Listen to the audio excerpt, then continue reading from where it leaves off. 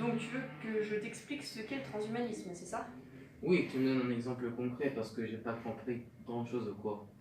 Alors le transhumanisme, c'est un mouvement qui est en faveur de l'utilisation des nouvelles technologies pour améliorer les capacités de l'être humain.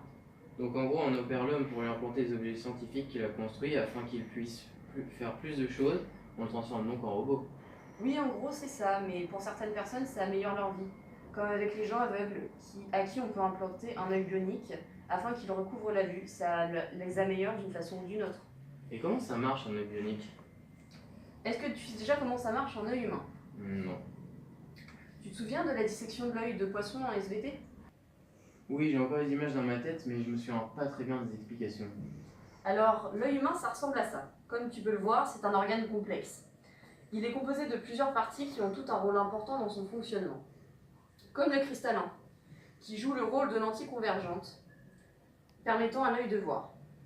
Et comment ça se fait qu'on voit aussi bien de loin que de près? C'est grâce au cristallin qui se déforme. C'est ce qu'on appelle l'accommodation.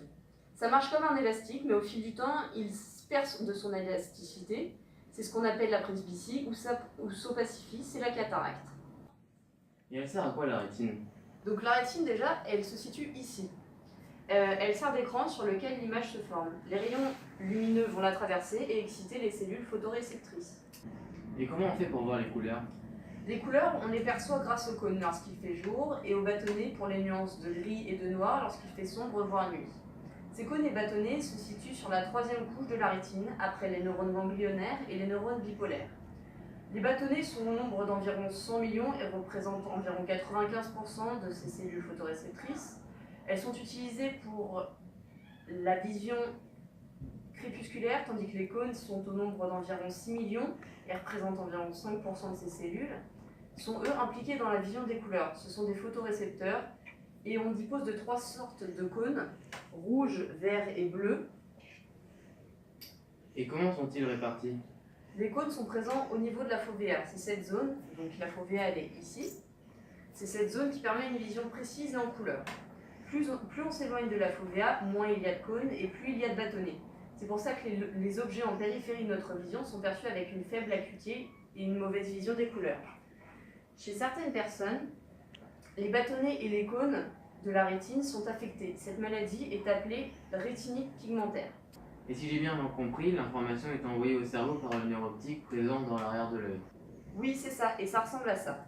L'œil perçoit une image et l'information est envoyée au cortex visuel par les nerfs.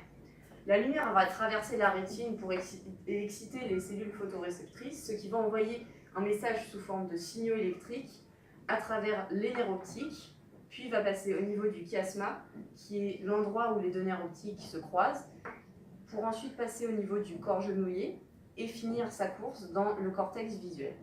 Et comment le cerveau traite-t-il les informations qu'il reçoit? Donc, comme tu peux le voir, au niveau du cortex occipital, on a différentes aires. C'est elles qui traitent les informations. Les aires V1 et V2 les reçoivent brutes et exercent un premier tri, puis les informations sont envoyées aux autres aires. Il y a l'aire V3 qui est chargée des formes, l'aire V4 qui s'occupe des couleurs et l'aire V5 pour les mouvements. Ok, mais comment ça marche un œil bionique? Est-ce qu'on voit aussi bien qu'avec un œil humain normal? Alors en France, il n'y a qu'un œil bionique de testé, car c'est une technologie qui est en plein développement. Il s'appelle l'Argus et il permet d'améliorer la vue des personnes atteintes de rétinite pigmentaire. Et qu'est-ce que c'est que cette maladie? C'est une maladie dégénérative qui détruit les cellules photoréceptrices, donc comme on l'a vu, les bâtonnets et les cônes. Et petit à petit, la maladie évolue et la personne devient aveugle. Et ça ressemble à quoi et ça fonctionne comment l'Argus 2? Donc l'Argus 2, ça ressemble à ça.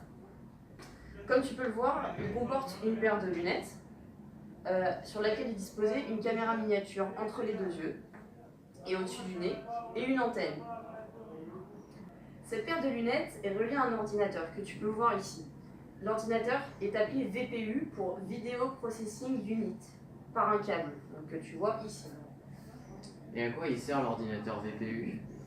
L'ordinateur VPU sert à éteindre et à allumer le dispositif et à faire des réglages selon l'environnement qui entoure le patient qu'il porte. Et comment installer le système sur le malade? C'est directement sur l'œil ou c'est relié au cerveau?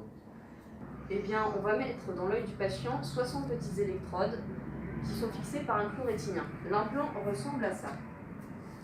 En numéro 1, on peut voir le boîtier électronique, donc qui est situé ici. Ensuite, en numéro 2, on a l'antenne de réception, donc qui est là.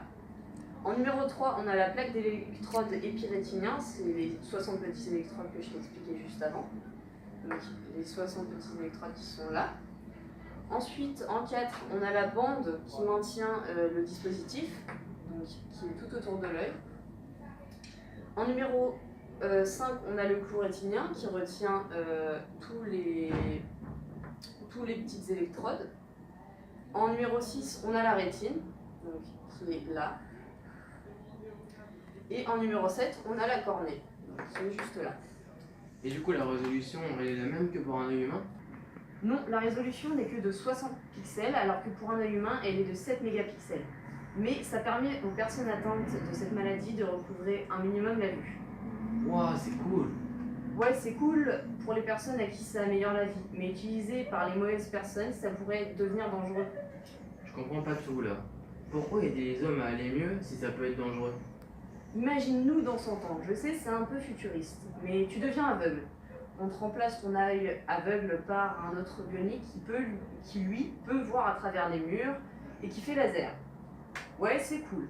Et donc après tu peux te dire, bah pourquoi pas remplacer mon bras gauche par un bras avec plus de force qui peut traverser un mur par exemple.